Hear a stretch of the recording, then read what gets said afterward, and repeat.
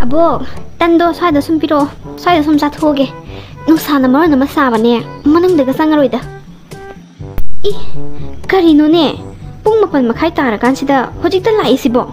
Nangbu laaroi haidana namau nupina hairamida. Nangi tan charuk khakpani.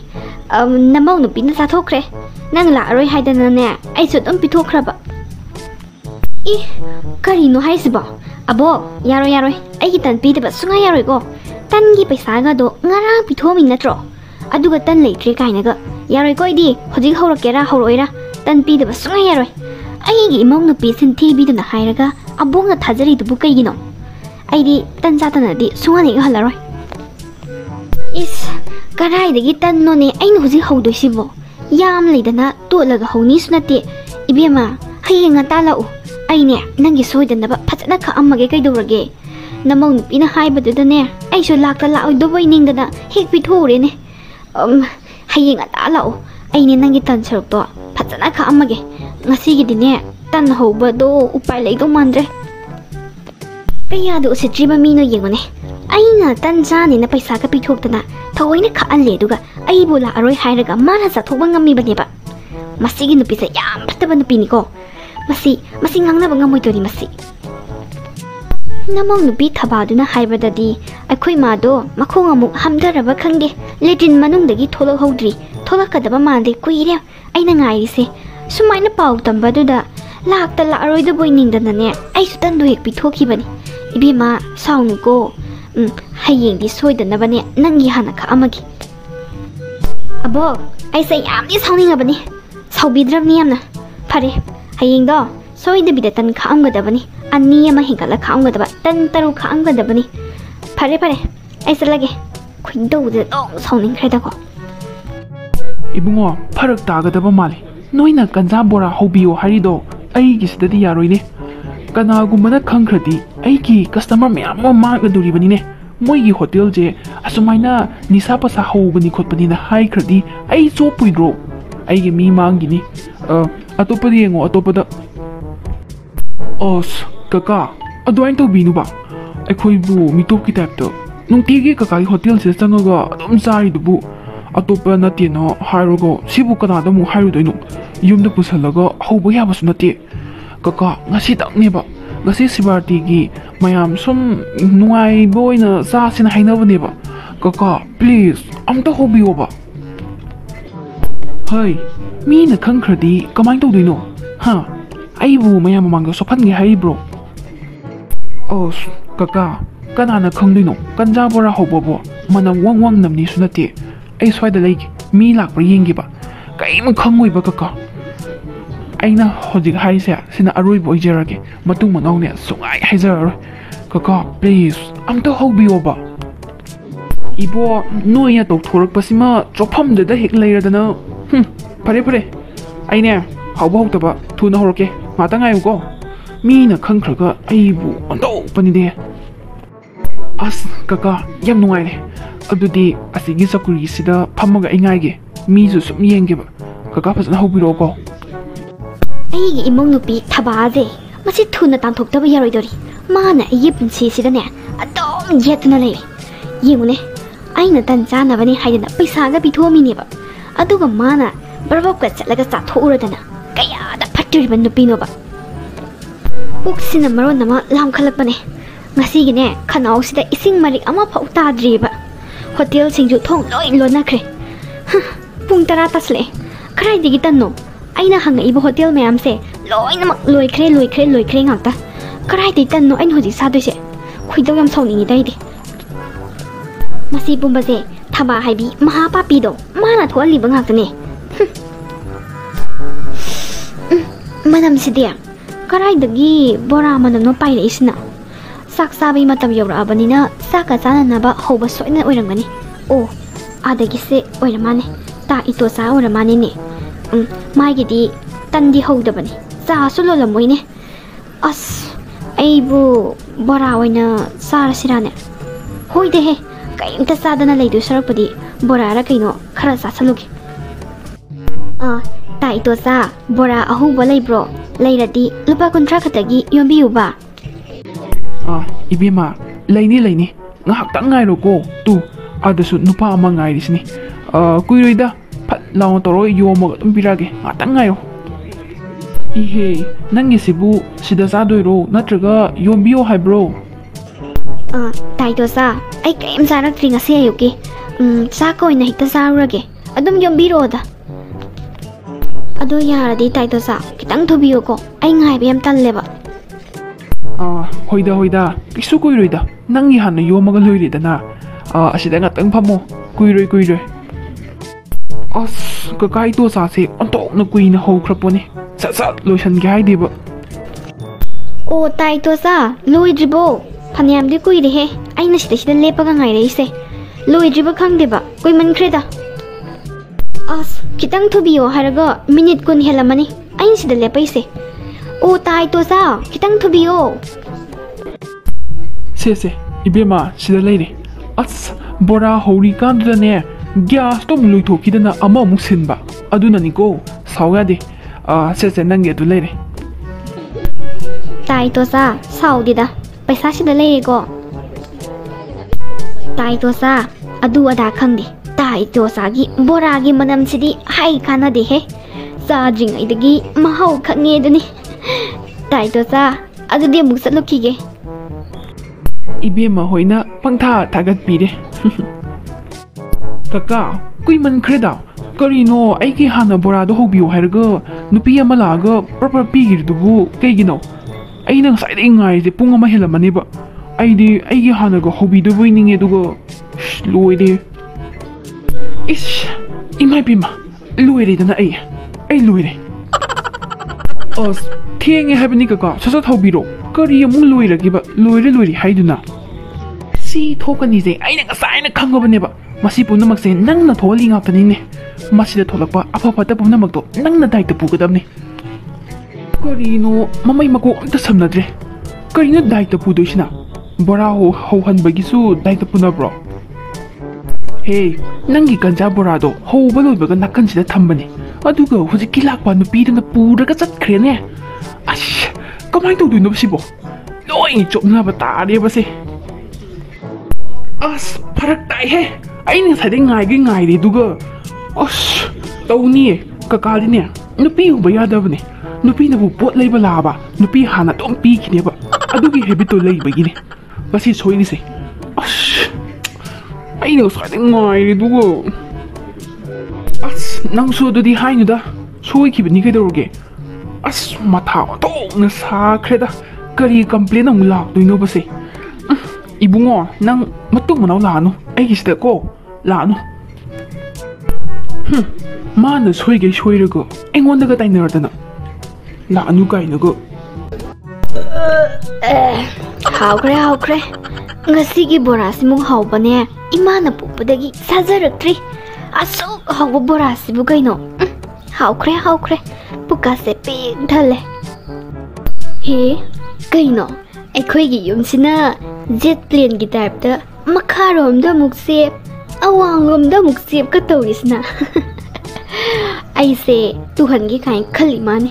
ꯇꯨꯁꯨ ꯇꯨꯕꯤꯔꯣꯏꯗꯕꯗ ꯀꯩꯅꯣꯅꯦ ꯍꯧꯖꯤꯛꯇ ꯑꯋꯥꯡꯂꯣꯝꯗ ꯑꯃꯨꯛ ꯆꯦꯞ ꯃꯈꯥꯔꯣꯝꯗ ꯑꯃꯨꯛ ꯆꯦꯞ ꯇꯧꯈꯤꯗ ꯉꯥꯏꯔꯤ ꯑꯩꯅ ꯐꯝꯃꯤꯕ ꯆꯧꯀ꯭ꯔꯤꯁꯦ ꯑꯃꯨꯛ ꯄꯥꯏꯈꯠꯂꯛꯏꯁꯤ나 ꯀꯩꯅꯣꯅꯦ ꯍꯦꯛꯇ ꯀꯟꯅ ꯍꯦꯛꯇ ꯌꯥꯜꯂꯒꯦꯗ ꯇꯦꯕꯜꯁꯤꯗ ꯀꯩꯅꯣ ꯇꯧꯔꯤꯁꯤꯕꯣ ꯑꯩ ꯄꯥꯏꯔ ꯆꯠꯈꯤꯗꯣꯔꯦ ꯑꯩ ꯃꯣꯏ ꯄꯥꯕꯨꯡꯗꯣ ꯑꯝꯇ ꯀꯧꯒꯦ ꯑꯁ ꯑꯩ ꯄꯥꯏꯗꯣꯔꯦ ꯑꯩ ꯄꯥꯏꯔ ꯆꯠꯇꯣꯔꯦ ꯃꯣꯏ ꯄꯥꯕꯨꯡ ꯑꯝꯇ ꯂꯥꯛꯑꯣ ꯑꯩ ꯄꯥꯏꯗꯣꯔꯦ ꯍꯥꯏꯕ ꯑꯁ ꯃꯣꯏ ꯄꯥꯕꯨꯡ ꯈꯔ ꯊꯨꯅ ꯑꯝꯇ ꯂꯥꯛꯑꯣ ꯃꯤ ꯑꯩ ꯄꯥꯏꯔ ꯆꯠꯇꯣꯔꯦ ꯀꯟꯅ ꯌꯥꯜꯂꯤꯅꯦꯕ ꯇꯦꯕꯜꯁꯤꯗ हाय कईदौरगेने लाक्तना खोंगिदुबो अइदी करी तौबा यारजानो हुरानबगा संगाजालाना हाथु चंजलैनिने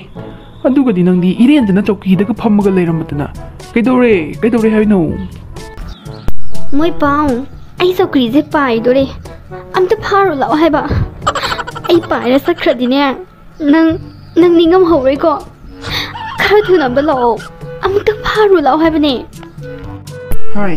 अयुंग तासिदने सोनोदो सुरानु को यामना ngali ayukse karino lai laktuna sune noi khraba nangbu paihanbadi songom ngamoroi Kanana paidori haige nang chokridubo nang na phamidudi Moi pabung aina haise aseng bani go karem na jarak chano thajadraga na ne changsilaga yengu kaidoroge aina haise aseng bani sengdabani habado khangna ba nang taba tawjana nang aina ne pairaga sakhradi ne nang nupi ma thioge hairo hai adugumba wadu kanana ngangu hai na cha singna ta khini ne onto pamasi hanu thangsida nap sarui hei be manang karai yeng masi mawong amai tawida karai paige tawidi karai no ne is pairoi nangi chokri se leiba ka samnari sum pai he pairoi aina hai se thajo moi paung ai chokri se phamningre hawalage masi pai ki badane ai soidana gi yaukhrani ai phamaroi ai oina lepage ba Masibo Maiba kaurubana fagadra naibo Haima moi pabung nangdi mawong ama tawramena karina tawrino bo Lati Hey kay dawragi naibo kari kunok janok no ontong na thikreda kari dawragi aibo Natini nangi namituda aise amu kari oina muk urageba nanga no idbo Nanaton ka naray baka namit ka do kay dawrage chapu lawe me Hey na chadaba wangang nuko hojekta mingsen yengaga tholakpada ngairibani aigi mai mitse kaim tawde ko laibak mit naton kaim tawde mit kachina chapu muk lawi kaide naga sia Pajara na saktudi Pabung akhoi mase kay dawre haibano ai mapandagi ne taba leiba ngamdadana changai ne kaigino khoi mana khangmok khangnok noisna kay dawrake ba pabung Hey thaba namasi mawong amai tawine ngasidi manaruno ko nachinga do khumuno masi kainoma di soidana gi tawre lai okna bra karino ai mai bamta hairuki ge namasi khari yengamuko ai chadugi ge yengamo amta hoi pabung imai pema thaba nangdi karai da sujalure na kokto juthik punai rine ontonga naramani da imai pema as karai da gi juthik nai banoda imagi mitane seran turan uboiram neba karai da gi juthik nai doibo kaino aseng bagi ai gi mai sibu juthik nai jalo as pabung na kaino ma hairamani da nai ramoi da juthik mi mamai bu juthik nai ba ya bro karai dagi akhoi mana mamit tane seran duran uranga yoram neba pele da kon na saktu bada is mana yam phajaba gi type tani ne man khanjari se masak ne na bihar gi alu heng malatana is ai saksibu namita jaja myam usalaga ai sibu yam thiba gi type daga thaba aseng bagi ni ne nangi namai do suthek nai rewani kanana sujan bire ino nangi dubo natraga gari na ka takhai urabo ontok na thina ko pe da ko yeng mangam drebo aidi nangi namai suthek nai do adu khallaga di nungaite ado ubada ne nok ta bangam dre he ai bangnok to nok ning khre nang ubada kaya da no yengu ne he phajagrab Lokaloi kure he masigan nubi jiga bari sabajidi phajagraba aisibu chuthek nai ga kope ga sujalega aw gariyan ta khaiuraba kaidinaga bihari alu asanbido adu heng maradana mana phajagraba aisibu nungdangna ga tharaba kaina kaya dano yengoba magi se tau yang toira khangdiba ngoksanari ra kaino hai thaba ngallingai dane namai akopado amukta yeithoso kuisan gradine kansan gidana yeithok pagamta yaroi kuttana sum leirani ne sutheng naibado phajadine mi mamangda so ai gi mau ne haibadane mi gi mamangdi kaji namau nupi da sutheng nai re kaina hairadine chalo khara thuna yeithoso workshop tara kari no yani ama hekta chalo amta khara thuna chalo is gari workshop ta sangaga mai akopa de yeithoso kaina ga ꯀꯌꯥꯗꯅ ꯌꯦꯡꯉꯨꯕ ꯀꯔꯤꯅꯣ ꯃꯥꯅ ꯆꯥꯔꯤꯕ ꯅꯤꯁꯥꯁꯤꯕꯣ ꯀꯔꯤ ꯅꯤꯁꯥꯅꯣ ꯁꯤꯕꯣ ꯌꯥꯝ ꯍꯩꯅꯗꯤ ꯑꯩꯗꯤ ꯃꯁꯤꯒꯤ ꯅꯨꯄꯤꯁꯤꯒꯤ ꯃꯅꯥꯛꯇꯅꯦ ꯁꯨꯝ ꯂꯩꯔꯗꯤꯅꯦ ꯈꯣꯏꯗꯧ ꯊꯤꯜꯂꯛꯑꯅꯤ ꯑꯩꯅꯦ ꯇꯤꯚꯤ ꯀꯥꯗꯔ ꯀꯩꯅꯣꯝꯃ ꯂꯩꯔꯨꯔꯒꯦ ꯍꯣ ꯏꯃꯥ ꯆꯥꯛꯈꯨꯃꯥꯡꯁꯤꯗꯅꯦ ꯂꯦꯡꯗꯅ ꯂꯩꯔꯝꯃꯣ ꯑꯩꯅꯦ ꯒꯥꯔꯤ ꯋꯥꯛꯁꯣꯞꯇ ꯆꯠꯂꯒꯅꯦ ꯃꯥꯏ ꯑꯀꯣꯞꯄ ꯁꯨꯊꯦꯛ ꯅꯥꯏꯕꯁꯦ ꯑꯃꯨꯛꯇ ꯌꯩꯊꯣꯛꯆꯔꯨꯈꯤꯒꯦ ꯐꯝꯃꯝꯃꯨꯀꯣ ꯂꯦꯡꯉꯝꯒꯅꯨ ꯈꯔ ꯊꯨꯅ ꯆꯠꯂꯒꯅꯦ ꯑꯃꯨꯛꯇ ꯌꯩꯊꯣꯛꯎꯁꯣ ꯅꯃꯥꯏ ꯁꯨꯊꯦꯛ ꯅꯥꯏꯕꯗꯣ ꯅꯨꯡꯉꯥꯏꯈꯤꯗ꯭ꯔꯦ ꯌꯦꯡꯕ ꯑꯗꯨꯒꯅꯦ ꯅꯪ ꯄꯥꯕꯨꯡꯁꯨ ꯈꯔ ꯄꯨꯈꯣ ꯃꯅꯥꯇꯣꯟꯒꯅꯦ ꯃꯔꯥꯏꯕꯛꯀꯗꯣ ꯀꯔꯤ ꯇꯧꯔꯕꯅꯣ ꯈꯪꯗꯦ ꯆꯤꯡꯃꯨꯛ ꯋꯥꯡꯒꯩ ꯄꯣꯝꯃꯕꯅꯤ ꯃꯗꯨꯒ ꯈꯔ ꯑꯝꯇ ꯌꯩꯁꯜꯂꯛꯎ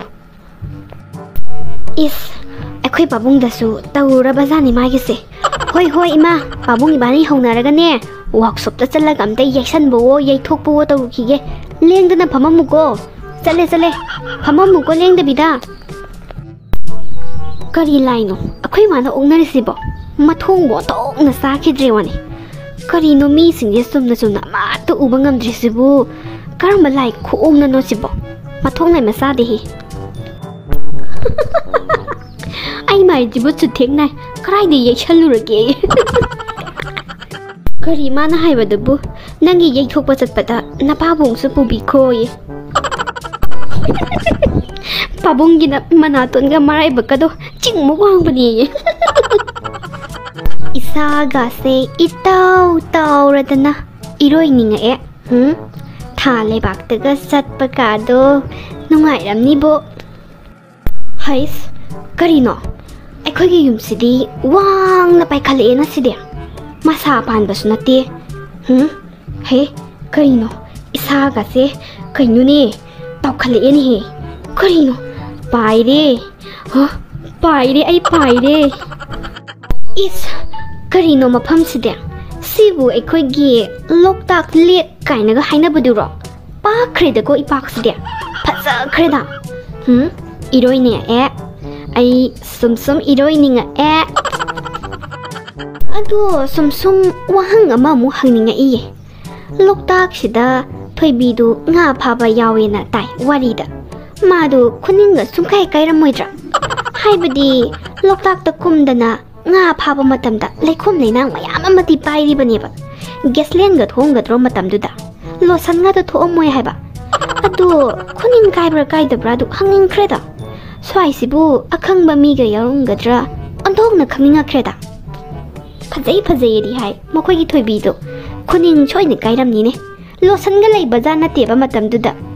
ꯑꯩꯅ ꯍꯥꯏꯁꯦ ꯆꯨꯝꯗ꯭ꯔꯥꯅꯦ ꯀꯥꯟꯅꯗꯦ ꯐꯪꯉꯔꯣꯏꯗꯕ ꯋꯥꯍꯪꯒꯤ ꯄꯥꯈꯨꯝ ꯉꯥꯏꯕ ꯍꯧꯅꯗꯦ ꯂꯣꯛꯇꯥꯛ ꯄꯥꯠꯁꯤꯗꯅꯦ ꯂꯩꯔꯤꯉꯩꯗ ꯍꯥꯏꯗꯅ ꯍꯨꯝꯗꯅ ꯖꯒꯣꯏ ꯃꯇꯦꯛ ꯑꯝꯇ ꯁꯥꯗꯣꯛꯀꯦ ꯂꯤꯔꯤ ꯁꯦꯠꯄ ꯃꯥꯂꯪꯕ ꯍꯣ ꯅꯤꯡꯉꯣꯜ ꯁꯝꯂꯥꯡꯁꯦ ꯍꯨꯝꯗꯣꯛꯄꯤꯔꯦ ꯍꯩꯃꯥ ꯀꯔꯤꯅꯣ ꯆꯥꯛꯈꯨꯝ ꯃꯌꯥꯏꯁꯤꯗ ꯖꯒꯣꯏꯒ ꯁꯥꯔꯝꯃꯤꯁꯤꯅ ꯑꯁ ꯑꯩꯈꯣꯏ ꯃꯥꯅ ꯑꯣꯛꯅꯔꯤꯕ ꯂꯥꯏꯁꯤꯕꯨ ꯀꯔꯤ ꯂꯥꯏꯅꯣ ꯁꯤꯕꯣ ꯌꯥꯝ ꯊꯤꯅ ꯑꯞꯗꯦꯠ ꯀꯣꯏꯌꯦꯃꯤ ꯖꯒꯣꯏꯒꯤ ꯂꯥꯏ ꯑꯣꯏꯖꯥꯠꯂꯣ ꯑꯁ ꯈꯪꯖꯜꯂꯛꯆꯗꯦꯗ